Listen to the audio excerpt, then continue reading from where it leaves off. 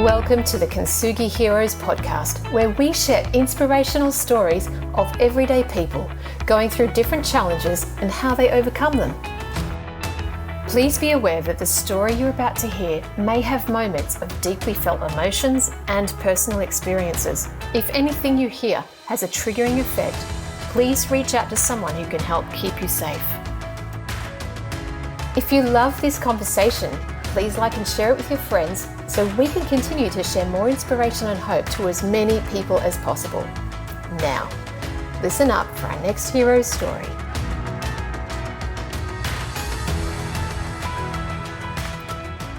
And in today's episode, we meet Ian Forrest Jones. What an interesting story. Growing up in a household of violence and gangs and addictions, and there's just his earliest memories were quite traumatic, and just hearing what it's like to grow up on the wrong side of the tracks, but also the power of having someone or people in your life that actually care and that can be almost like a savior to your development and your future life. Ian speaks about, all these things, the addictions, the trauma, the family trauma, the heartache, and how he overcame them as a young man and how he created a life for himself after coming out of that. It's another story that highlights the power of the human spirit, and Ian speaks really openly and lovingly about his journey and the people who were part of it. I was really grateful for Ian to share this story. I know it wasn't easy. None of these stories are easy to share. And he did it really openly and lovingly. And I hope you enjoy this story with Ian Forrest Jones. Hello and welcome. Here we are. It's another episode of Kintsugi Heroes. And I'm here with Ian Forrest Jones. Ian, it is lovely to have you here today. How are you? Yeah, I'm doing quite well, thanks. Good to hear. I appreciate you being here, and thank you for coming to share your story. And I'm excited and very grateful. So I'm going to hand over to you to start us off and take us back to, I guess, the point in time before the challenge, hit in your life, wherever that was. Give us some context of what was going on for you before it happened, and then talk us through, what did happen. Okay. Well, I guess the first thing to note, if you haven't already noticed, is I was not born in Australia. I was born in Canada and came to Australia in the mid-90s for work, but that's not the story I'm here to tell. So growing up in Canada, I grew up in a town called Hamilton. If you've ever visited Canada and gone to Toronto, you'll likely do the day trip to Niagara Falls. As you round the tip of Lake Ontario, you'll go over a rather large traffic bridge, and on your right-hand side, you will see the pit of hell. That's Hamilton, and that's the neighborhood I grew up in. It's that view of Hamilton. It's a very working-class steel town. So what you see there is the steel factories, and it's just a black industrial wasteland. So Hamilton is that kind of rough sort of neighborhood, place to live in. And I grew up in the north end of Hamilton, which is the poorer section. I mean, it's more gentrified now because it's close to the water, but at the time it was the wrong side of the tracks, would be another way to put it. Wherever we lived, and we moved just about every year, we were always near to the railroad tracks, which carried the steel out of Hamilton to the far reaches of Canada and beyond. So my neighborhood in the north end of Hamilton was very industrial.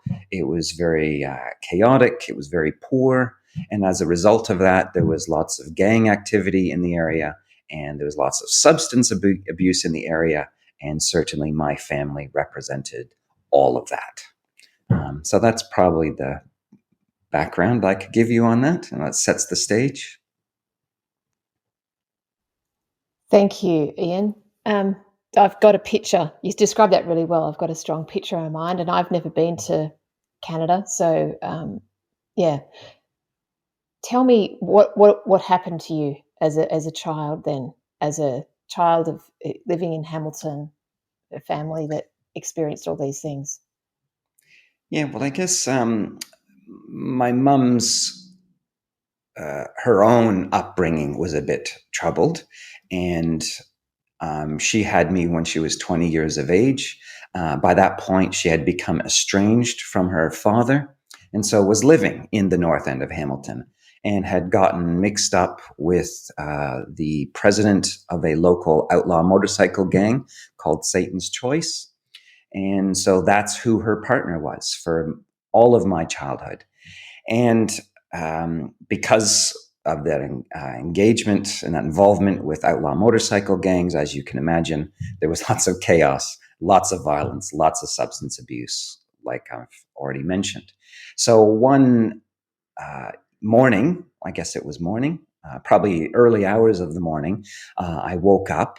And as I came out of my bedroom, I noticed that there was a police officer at my bedroom door who was kind of guarding the door.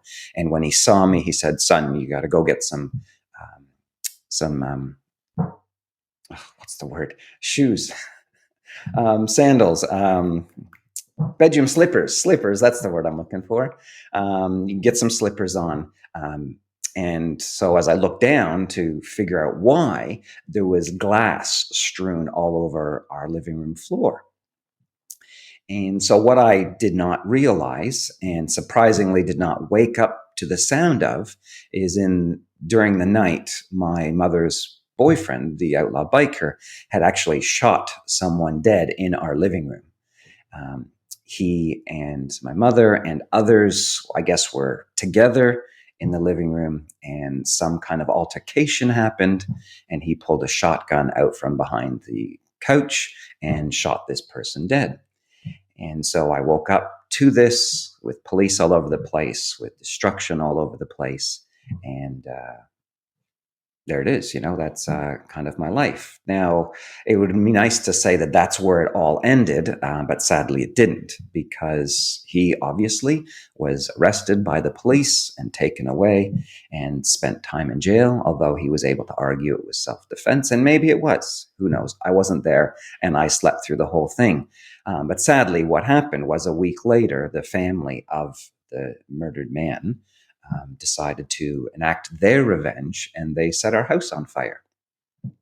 Now, he wasn't home. He was safely in prison. But sadly, my mother, myself, my brother at the time, and my dog, Buddy, we were all in the house. And so I, again, woke up to see my mother screaming at me from across the living room through the flames to get up.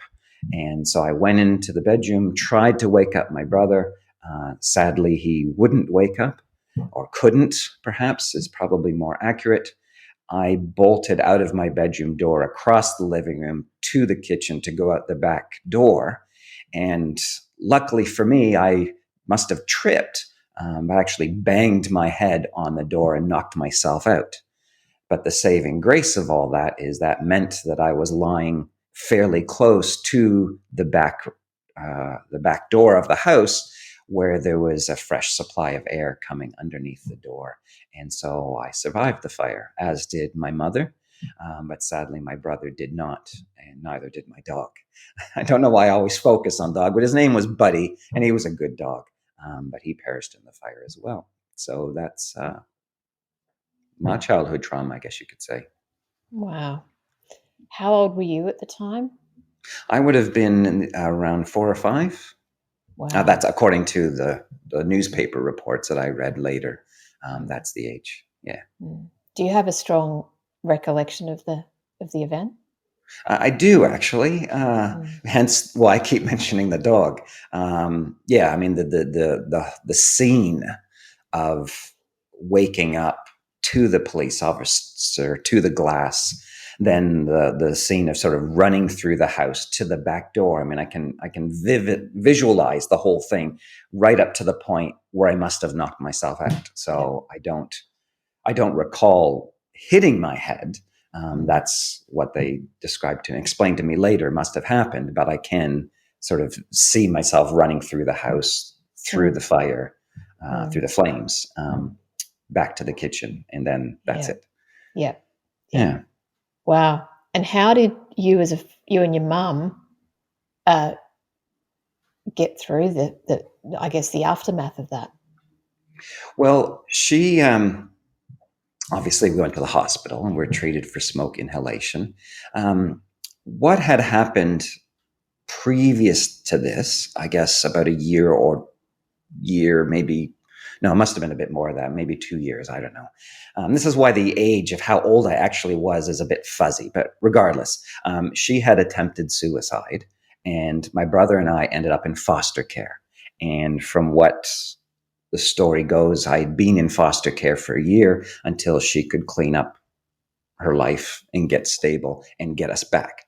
So, what happened then following the fire is, I mean, I don't know who suggested it, but I ended up going back to those foster parents and they cared for me.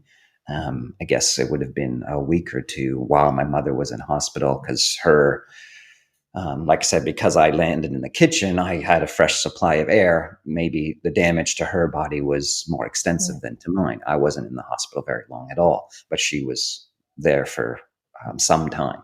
And so I stayed with those foster parents, lovely people, June and Harry Rowland, whose names won't be known to any of your listeners and watchers, of course, but they were very, very kind and generous people to take me on even after their time as my foster parents had finished. And how long did you stay with them? Well, I can only guess it was a week or two.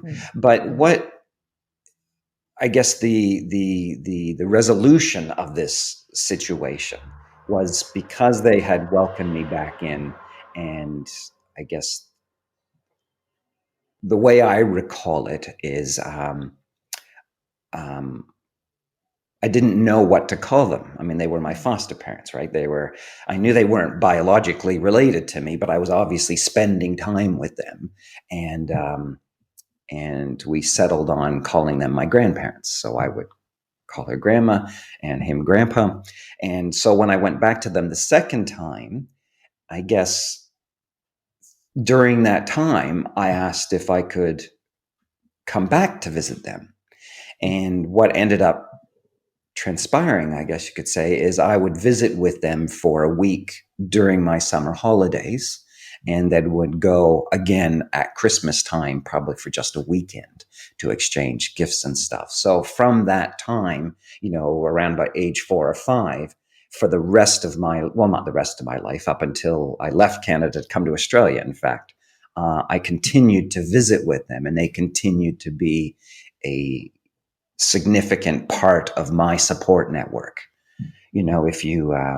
If you've done any reading on resilience in children and the research of Catherine Werner, I want to say, with young people in Kauai, I certainly am a candidate. I fit the type perfectly. They became part of my support network, and from that young age further into my young adulthood. And because of my relationships with them, because of their generosity and their grace, as I met with them and spent time with them, they showed me a different kind of life. They became mentors to me, in fact, an extended family. And so they showed me that life could be better than the violence and the chaos and the substance abuse and the gang involvement of my home life. But they gave me something to strive toward. They encouraged me. Not. I wouldn't say, never would I say and put any kind of pressure on me. It was more that living example and giving me that space and that place where I could talk about my feelings, my experiences, what I was going through, and they can encourage me in finding better paths through that. I mean, they were never prescriptive at all. It was always more a sense of just support and advice, which was wonderful. And they included me in their family. I became their grandchild, quite literally, and they showed me a better way to live, which hopefully I'm living that now. I mean, I'm certainly not. Well, I was about to say I'm not involved in any gangs, but in actual fact, the police would say I was, because I am to this day involved with motorcycle clubs, but more of the Christian variety than otherwise. But It's funny. What a So maybe I gift. didn't learn my lesson. Yeah, well, or you've learned how to do it differently, shall we say. Yes, exactly right. Ian, could you take us back to, I guess, after the hospital, your mum left the hospital and, you guys got on with life. What was life like and did it change? I'd like to say it did, but no, it didn't, because like I mentioned already, she continued to be the de facto spouse of this outlaw biker right up until about age 12. So the rest of my childhood continued to be marked by similar, not quite so difficult, not quite so dramatic, but similarly traumatic experiences. So, having our house raided by the police while I was in primary school, and them finding guns in our attic. And I mean, he wasn't. My mother was a drug dealer. His vice was alcohol and violence, obviously. But that was always around. So because my mother was dealing drugs to make money on the side beyond her welfare check, and the activities he was involved in and the people he was involved with, there was always scenes of, like I say, a police raid, which was probably the worst because everybody in the neighborhood knew what happened. So when I went to school the next day, all the kids are teasing me about it. And I got into fights over it and called to the principal's office to explain what had happened. Another time, because he was a drunk, on payday, he would go out after work and get drunk with his friends, of course, and come home. And after vomiting into the toilet because of the ulcer that he had because of the alcohol, he would invariably end up beating up my mother, I guess you would say, domestic violence. And on one particular occasion, I watched him as he waved a gun, threatening to shoot her. And, lots of situations like that just characterized my childhood. And I guess you become numb to it and it becomes part of your normal routine. Um, but luckily, I had another place and other people who could show me that that didn't have to be my life. And so I had this very strong sense and commitment to I was not going to let that happen to me. Now, I mean, certainly was no angel. I had my difficulties too, but I kept a hold of this commitment to I've got to be better. I've got to be different, and so I committed myself to education as a matter, as one way out, and enjoyed school and did the best that I could. I was certainly no rocket scientist, and am not now, but these were the kinds of different behaviors and a different lifestyle that I saw in others, not just my foster parents, but also others too. Um, did you, through the years that you were with your stepdad and your mother, you said up until you were 12, did you live in a state of fear or did you feel quite safe regardless of what was going on around you?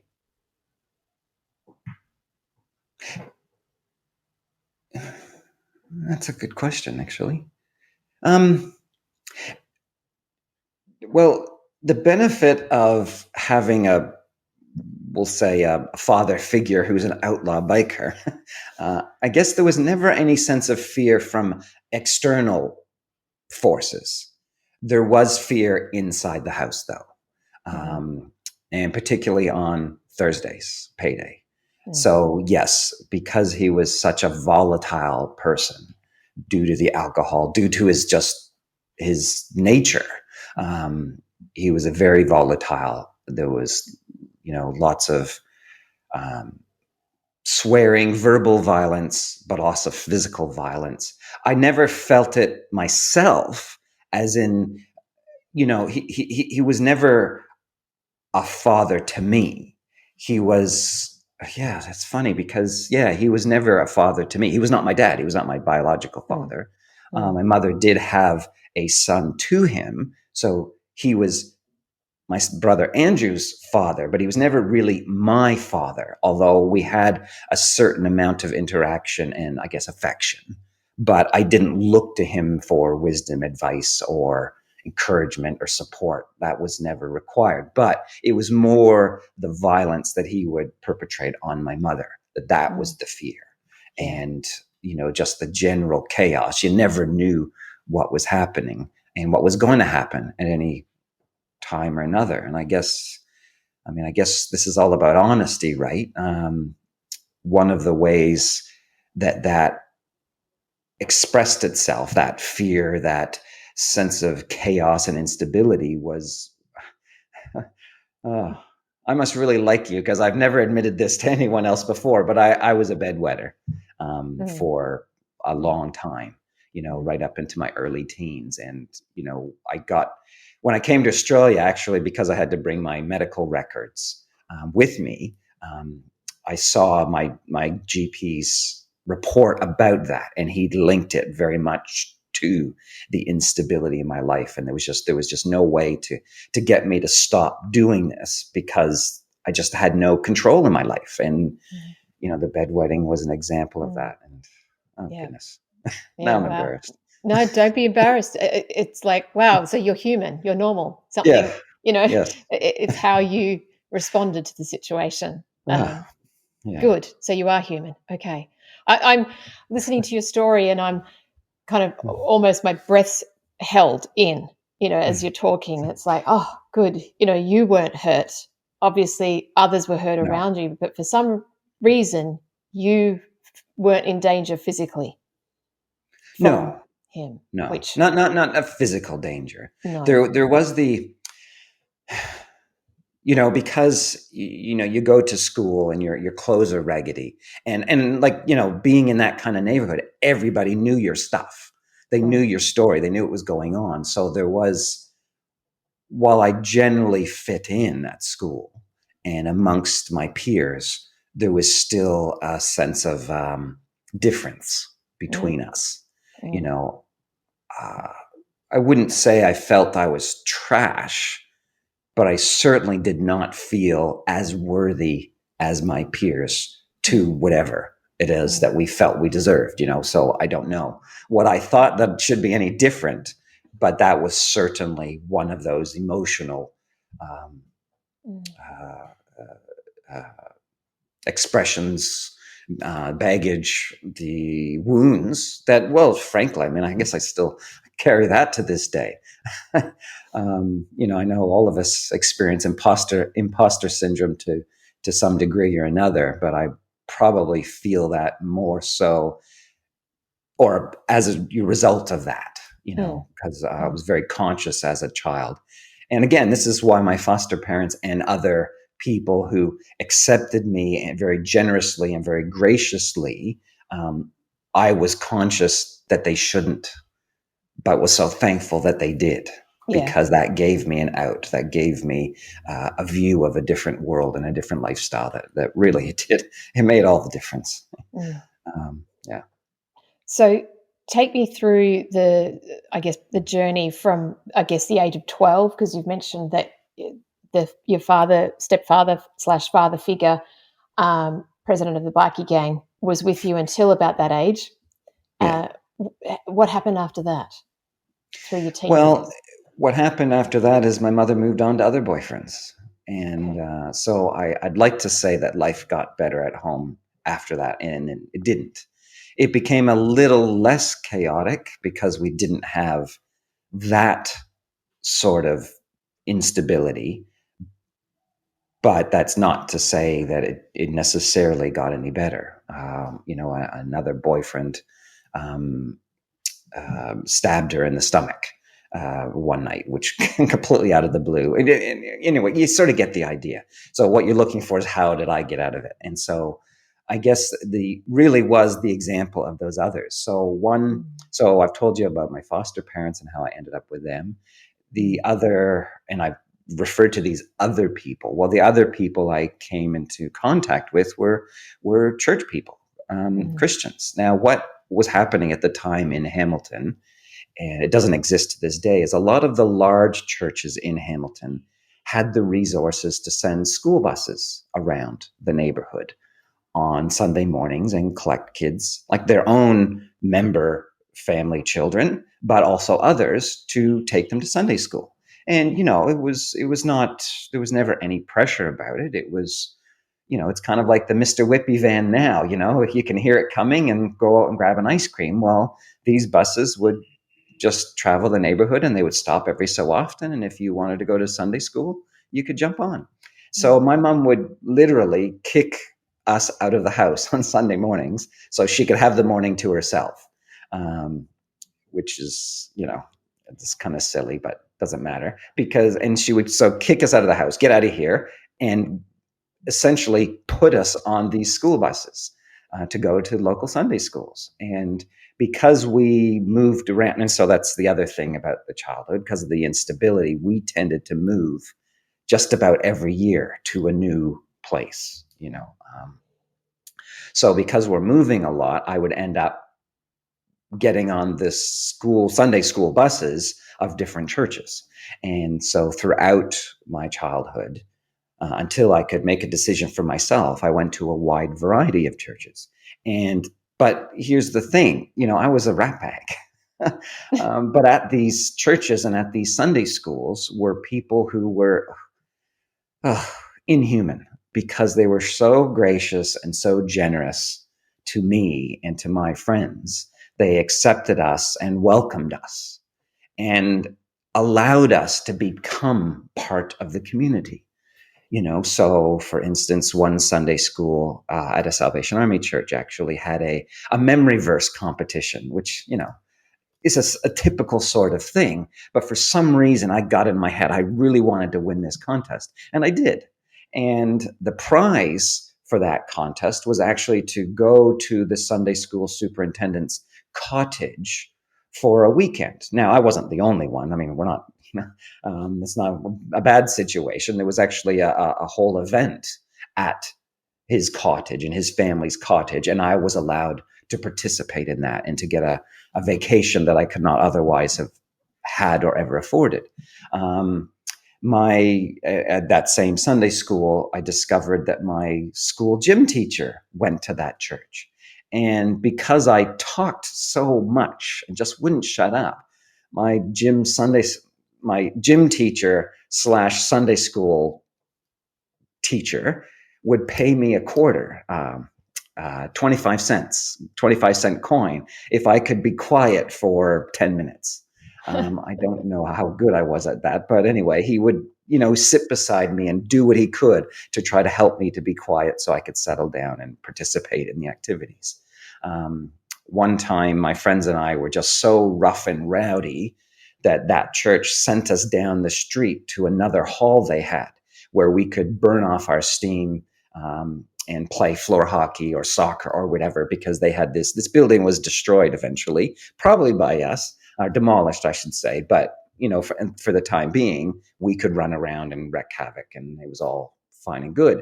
And my Sunday school teacher to this day swears that I broke his nose with a hockey stick, which I deny vociferously.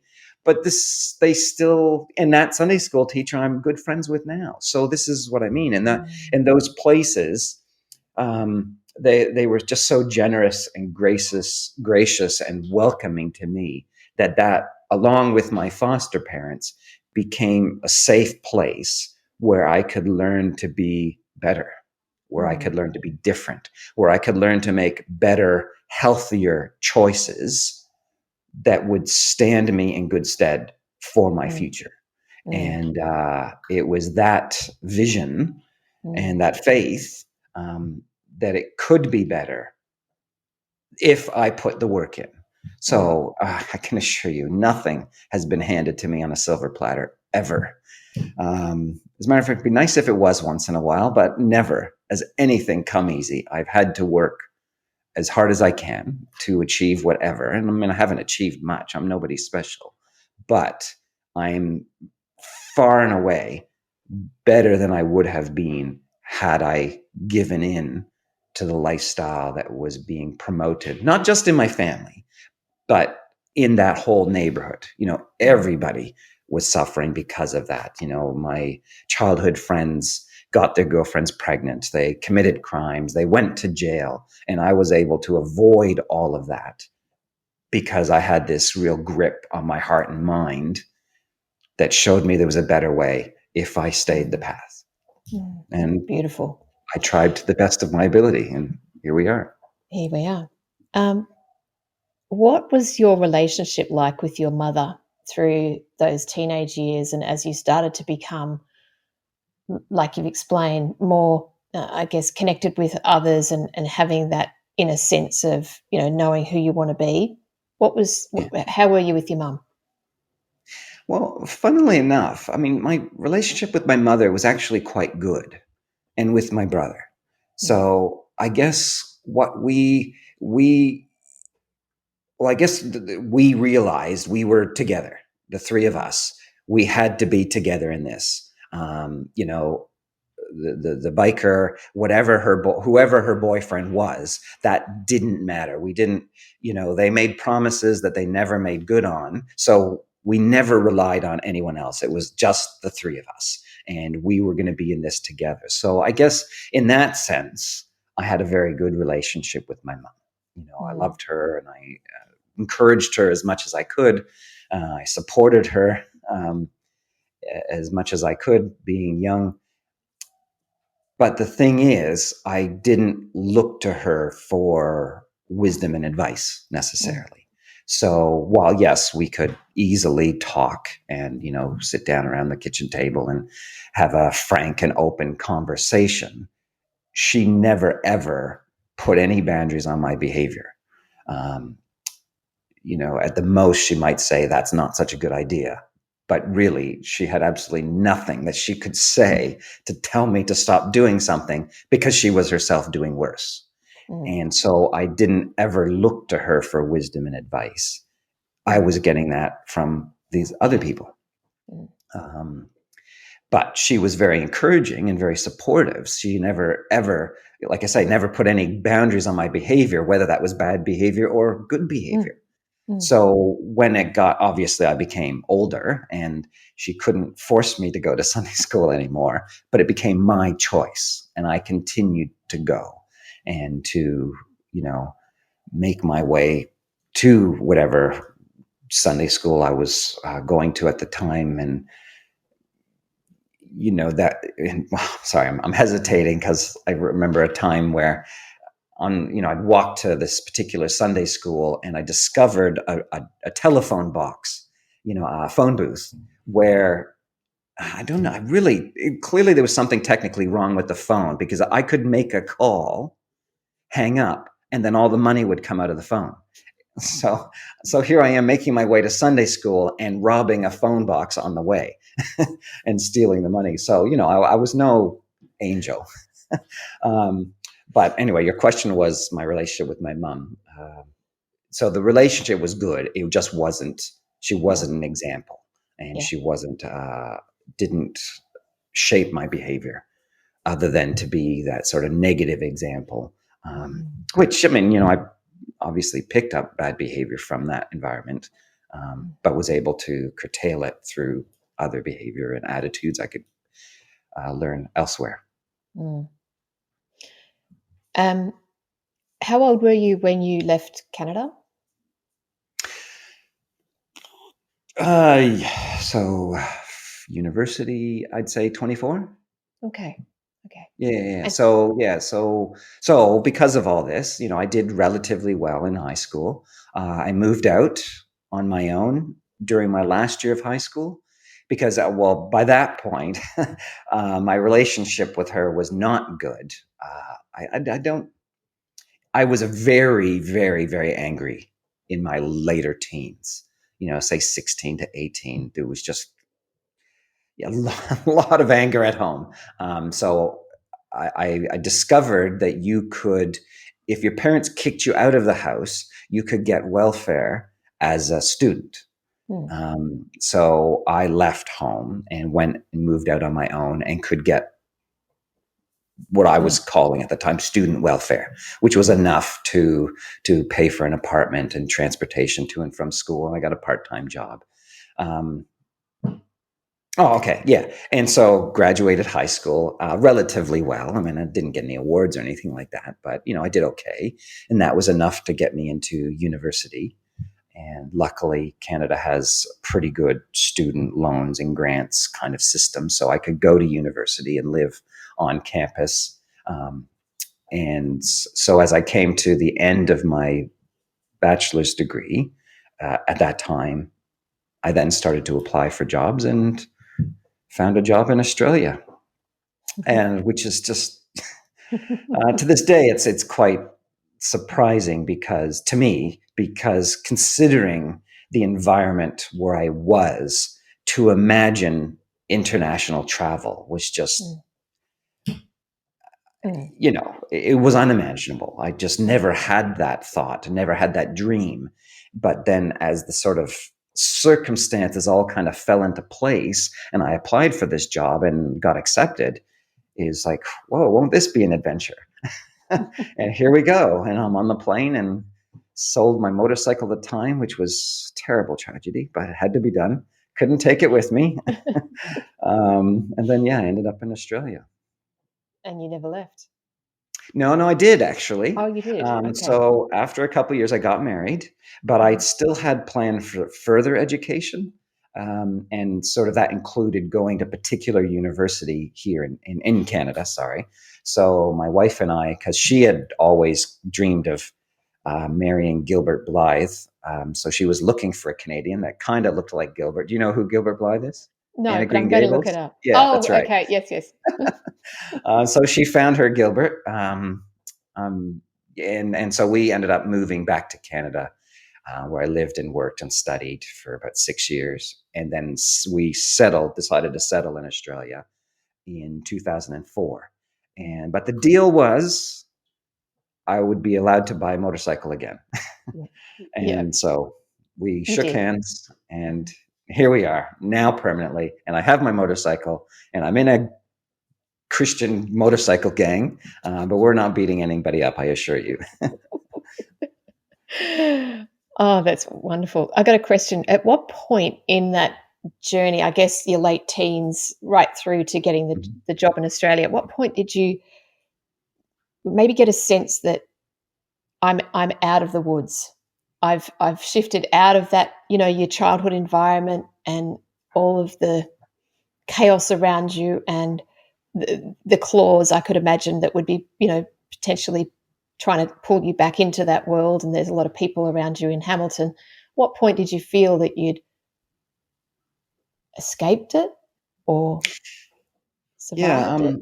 I'd have to say it would be the moving out of the house, Mm, because yeah, because it was starting to boil over. So my mother and I were really fighting a lot. I was fighting with my brother a lot, and you know getting borderline violent. But I didn't really understand why. So I can really only explain that as the trauma was mm, really starting to simmer, mm, and to start to bubble and boil over. So when I moved out of the house, it really changed everything for me, mm, because even though I was getting welfare, and to be honest, mm, the government was paying my way, I was working part time. I was learning how to cook. I was making my own friends, and I was making decisions for myself, for my future. Um, and all of a sudden, my relationship with my mother completely changed. And I felt at the time that she was then finally starting to see me as an independent adult, even though I was, probably only 18. Um, we do an extra year of high school in Ontario. I don't think they still do that, but so I believe I was 18 when I graduated. But she finally was starting to see me as an independent adult and treating me with that kind of respect, which is what I felt. And so our relationship changed, and so now I'm making those decisions, and I can choose who I hang out with and what cultures I get involved with. I can pick my hobbies. I can, go to art house theater. Uh, I can. It's kind of funny, but drink Russian tea, which is really just a black tea. It's no big deal, but I could do things and go to places and start to experiment with a different kind of lifestyle, and work my way up, I guess you could say. It Mm. felt like that, Mm. I wasn't just a beer guzzling, you know, uh, Mm. I want to say sausage eating, but you can't really Yeah. see. Well, have you ever seen Bob and Doug McKenzie from what's that show? No, you wouldn't know it anyway. No. This very stereotypical Right. backwoods Canadian. Okay. I could make different choices, Hmm. and live a different kind of lifestyle and not be Yeah. that stereotype. Yeah. So yes, Yeah. yeah. Wow.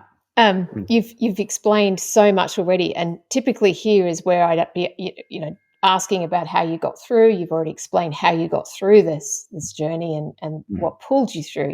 Your um, your faith, and I guess the faith in yourself, the people, the amazing people in your life, and the foster parents.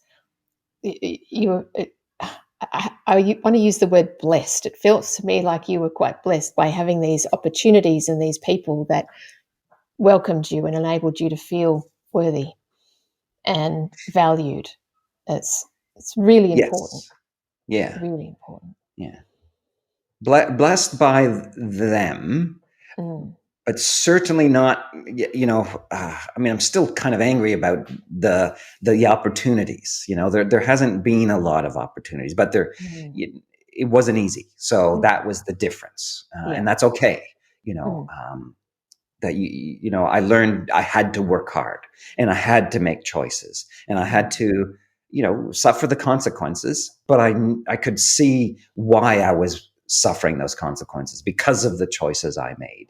Mm. And I could still grumble a little bit about because I was born in a sort of poor lower class family and neighborhood, that I always felt like there were certain barriers in my life,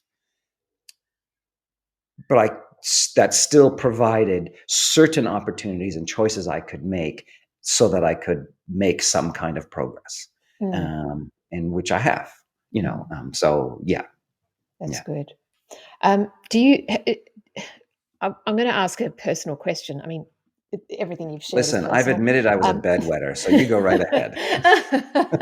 You couldn't possibly get any more personal than that. In your later sort of, I guess, after you came to Australia and Hmm. the couple of decades, I guess, since you've been here or moved here permanently with your wife, have you had to go look back on your childhood and do some trauma healing? Has the trauma stayed with you to some degree? Have you had to face it? Can you share that with me? Well, I'm not sure that's a question I can answer, but I have to Okay. admit I am starting to wonder a bit more about that. Mm. Um, I'd like to say no, Mhm. but now I'm not so sure. Mhm. Um, uh, so I think that the path that I took and the healing along the way was very beneficial. Mhm.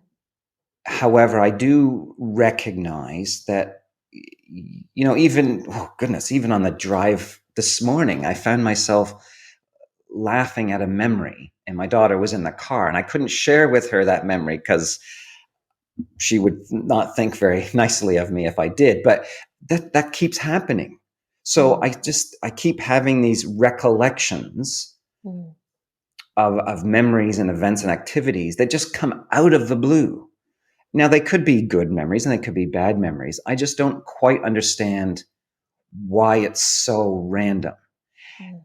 And then when I look at the content of those memories, I'm surprised at how rarely those memories are actually from my childhood, from that side of my childhood, I mean, from my family life.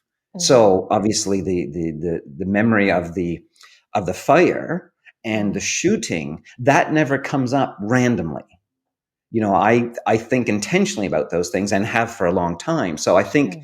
in a sense I've healed of those memories, Mhm. but given all the memories I could be having, Mm. I'm starting to get a bit surprised that I'm not. Mm. So I wonder whether or not maybe there is a latent um, trauma that I've not dealt with. Yeah. So I don't know. But I mean, my Mm. life is, I'm doing okay. Thank you very much. I mean, it's not awful, but could it be better if I looked into that more? Mm. Perhaps. So I'm Mm. not sure. So maybe that's Yeah. not a good answer. I It's a can completely, recognize that there yeah. could be some ongoing effects, um, Mm. but it hasn't. They're not impacting my life in such a way that I have to deal with it. Sure. Okay. Yeah, Either that way. makes perfect sense. Yeah, yeah. Hmm. Okay. That's a very authentically open and honest answer too, because you're Hmm. saying, well, I'm not saying that I'm perfect and that everything has been sorted and dealt with because, hey, we are multifaceted beings, aren't we? Hmm. And Yeah. we don't know what has been suppressed or still lays latent Hmm. there to be come out at some point. But I'm pleased that you have been able to create a healthy life, a happy life, and you got your motorbike. More to the point, as an adult. And So give that, back. That's, yeah, yeah. I mean, now because of the mentoring I've received, I'm hmm, able to now pass that on, and through mentoring them in Australia, to mentor others and mm, hopefully be a support, and encouragement, a friend to others in need. And I'm always looking for other opportunities to be able to support men and young people who could need it. So, it's um, fabulous. Looking back on all your very colourful, interesting journey, Ian, what's been, I guess, a silver lining or a gold nugget that you've you've gained from everything? And you've shared a lot already, but I'm just wondering, is there a standout thing that you can look back and go, this is what I have taken away from this, or I'm grateful for this reason? well, finding meaning and purpose, absolutely. So, having people share with me wisdom for life, and seeing how that wisdom, that faith, made a difference in their lives, even though many of them, you know, lived in a social stratum, class that I felt like I had no access to, but it was authentic. They were very real with me, and I never ever perceived them to be putting on a show, which was, um, maybe they were, I don't know, but it certainly didn't seem that way to me. So they were teaching me, but they were also providing me a good, solid, genuine example Yeah. that helped me then to discover the power of that wisdom and Mm. that lifestyle and that faith, that gave me a meaning and a purpose, not just for myself, but that I could then have a family and hopefully support my family as a husband and father to the best of my ability, and then to be able to do more even beyond that, Mm. um, through my workplace, through my volunteer activities, trying to be a good person and to share that meaning and purpose with others. So I would not have had that if I had given in to the lifestyle and the worldview that was being promoted and perpetuated in my neighborhood. Yeah. Absolutely not. So No. many of my childhood friends never found that for themselves, and it's Mm. just truly tragic. Yeah. But I have, and I'm very grateful for that, and hopefully can live up to it and be a good example of it myself.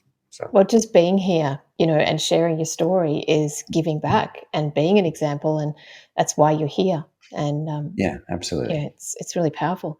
And one last question for you: if there's someone listening to this who perhaps is younger or has gone through, childhood trauma, violence, any of the things you've talked about, is there a piece of wisdom that you'd like to share with them right now to help them perhaps navigate, process it better?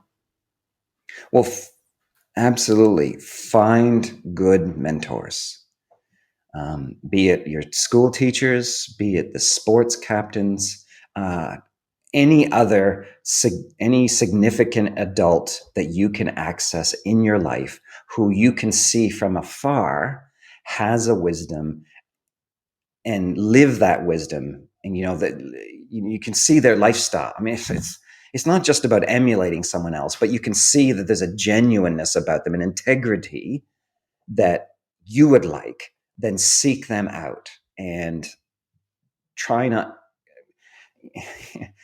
Well, I'm sorry, I don't. You can bleep this out, but I'm going to say, try not to be a little shit about it. Be humble, approach these people, and try to build relationships with them. And I only say it that way because I was an absolute rat bag, but somehow I was able to put that aside and come alongside others. So, teachers in my school really encouraged me, gave me opportunities. These adults in churches, etc. While it was hard, I was able to put that aside and actually listen to them. And it was only because I paid attention that I was able to see and to get the wisdom and get the advice and to find the opportunities. And that's hard to do when you're in the midst of trauma, but it's not impossible.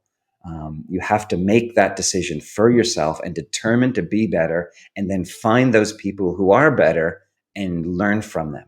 Follow their example. Yeah, that's probably the best way I could put it. Yeah.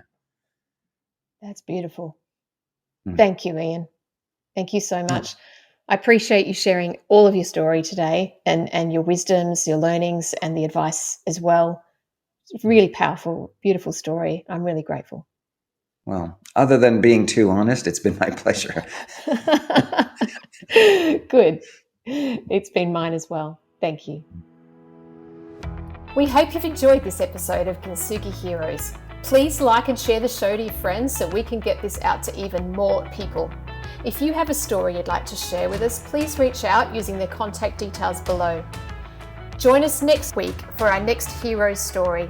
Until then, keep being you, and remember that we are all heroes in our own unique way.